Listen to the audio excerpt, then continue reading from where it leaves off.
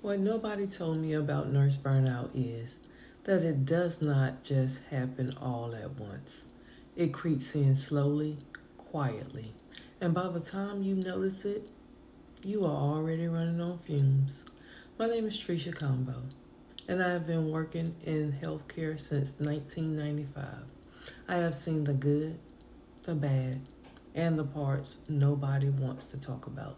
And today, I want to share my story, not for sympathy, but because someone out there needs to hear this. Someone out there is burning out right now, and they don't even realize it. I started my journey as a CNA, 4 years of lifting, pulling, turning, running, doing the real hands on work that keeps patients alive and comfortable.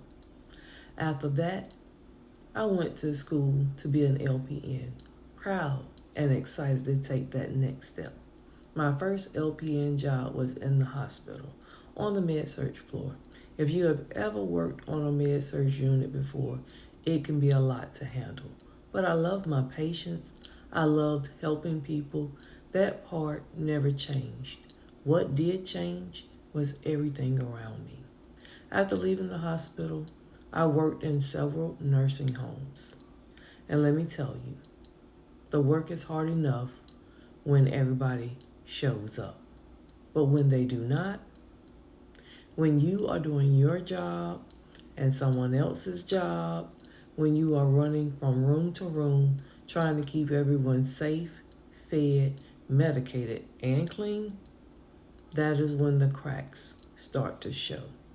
I can remember being hit hard in the chest by a patient. I can remember nights when the other nurse and staff did not show up, and I had to work my entire floor alone. No CNA, no backup, just me. And on top of that, I was the nurse for the whole building. That kind of pressure changes you. And then came the moment that really broke me. A patient accused me of threatening her. It was not true, but I became the scapegoat. And just like that, I was fired. I had to hire a lawyer. I had to talk to the state board. I had to defend my name, my license, my career, everything I had worked for since 1995. And even though it eventually worked out, the emotional toll, that's real. Here's what nobody told me about nurse burnout. It is not just emotional, it's physical, it's mental, it's spiritual. After working 3 or 4 12-hour shifts back to back, your body does not feel like your own. Your legs ache, your back screams, your brain feels like it is wrapped in fog. Driving home after that third night can get dangerous. Your eyes blur, your reaction time slows. You are basically on autopilot, barely functioning, and yet we keep going because we're nurses, because we are caregivers, because we are used to putting everyone else first. My last full time job was working at an assisted living center.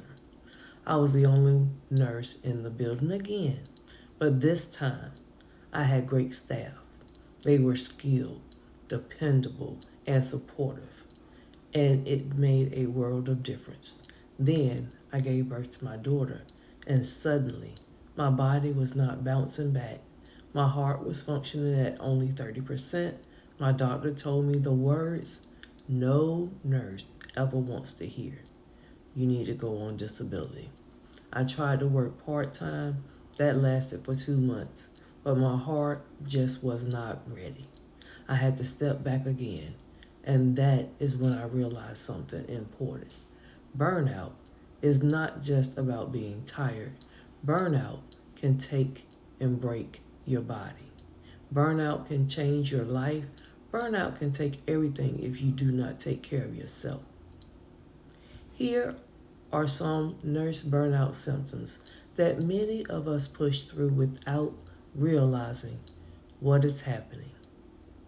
Emotional exhaustion, feeling drained before the shift even starts, irritability, snapping at coworkers or family, compassion fatigue, struggling to care the way you used to, sleep problems like insomnia, nightmares or waking up tired, physical symptoms like headaches, chest tightness, stomach issues, detachment, feeling numb or disconnected from your work, decreased job performance, making mistakes you would never normally make, dread, that sinking feeling before every shift. If you are experiencing these, you are not weak, you are not lazy, you are not unprofessional, you are burnt out. And burnout is real. Today, I'm back at work, part time, and I have been tolerating it well. But the biggest difference is I have boundaries now. I say no when I'm not available. I do not apologize for protecting my health.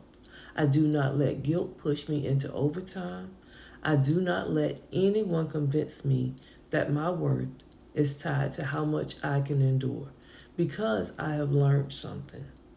You cannot pour from an empty cup, and you shouldn't have to. Here are some burnout solutions that made a real difference for me, and they may help you as well. Set firm boundaries. Your time off is your time off. Say no without guilt. No is a complete sentence. Prioritize your sleep. Your brain and your heart depend on it. Ask for help.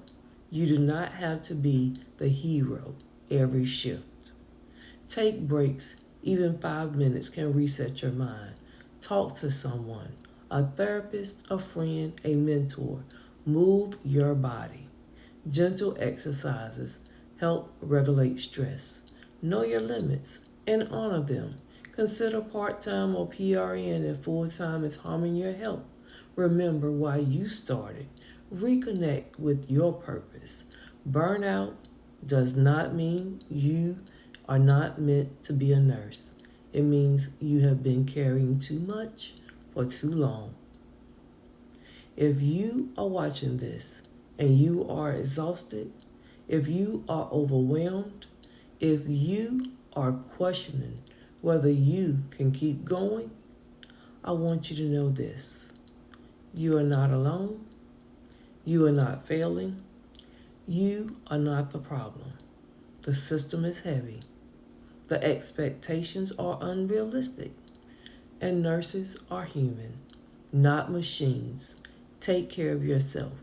Protect your peace. And do not wait until your body forces you to stop because burnout is real. But so is recovery. And you deserve both healing and happiness. Thank you for listening. And to every nurse out there, I see you.